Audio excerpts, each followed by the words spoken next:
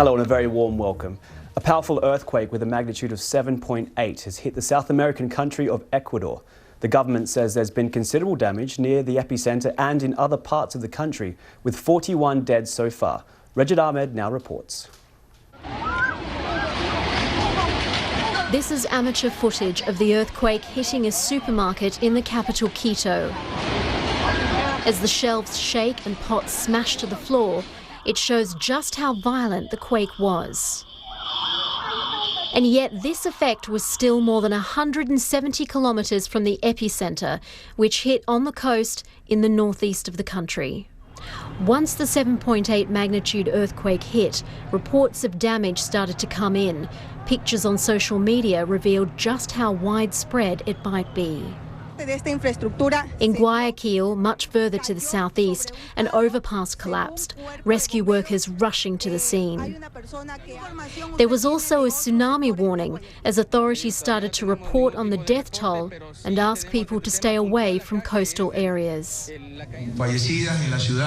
We are continuing to receive information from the national system regarding health during this regrettable loss of life. The numbers still need to be confirmed. The entire public force is in a state of maximum alert to protect the lives of citizens. There are reports the town of Muesne near the epicenter has been affected as well. And as the hours go by, the true extent of the damage and the death toll in Ecuador will only become clearer. Well, Stephen Kufner is a freelance journalist based in Quito, the country's capital, and I'm happy to say he joins me now via webcam. Stefan, when the earthquake hit, just give me a sense of where you are and how the situation unfolded for you. Well, I'm here in Quito on the 8th floor of a building in a relatively central area.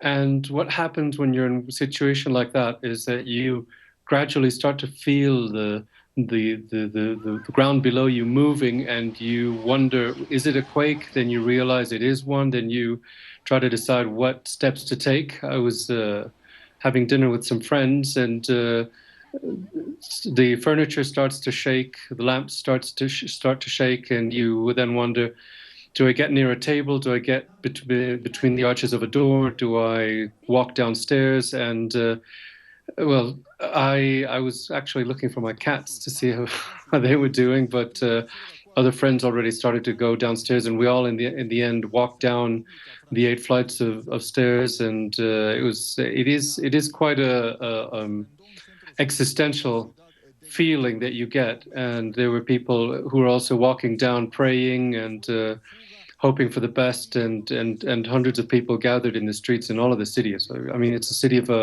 about 2.6 million people, and almost everyone felt it. I mean, the higher up you are, the stronger you're going to feel it. So if the earthquake was 40 seconds in duration, a building that's properly built will sway with the movements. And so up here, we felt it for several minutes, maybe two or 3 minutes. And so it gets amplified the higher you are. Stefan, I'm sure you're following social media and watching local news there. What are you hearing about the rescue effort across the country? Well, we don't really know whether it's started more than at the local level. The vice president said that he's mobilized about 10,000 troops, and it's going to be difficult to reach these areas, unfortunately. I mean, it will take some time to really see what extent of damage there is.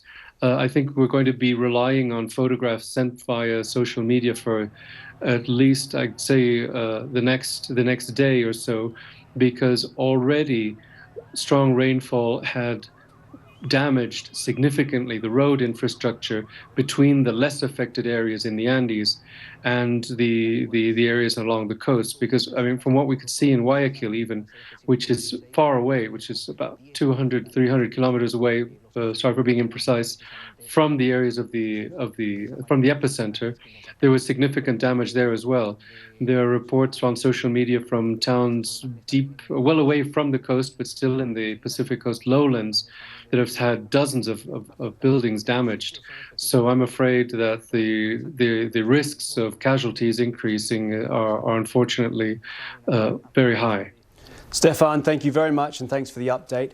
That's Stefan Kufner there, joining us from Quito, the capital of Ecuador.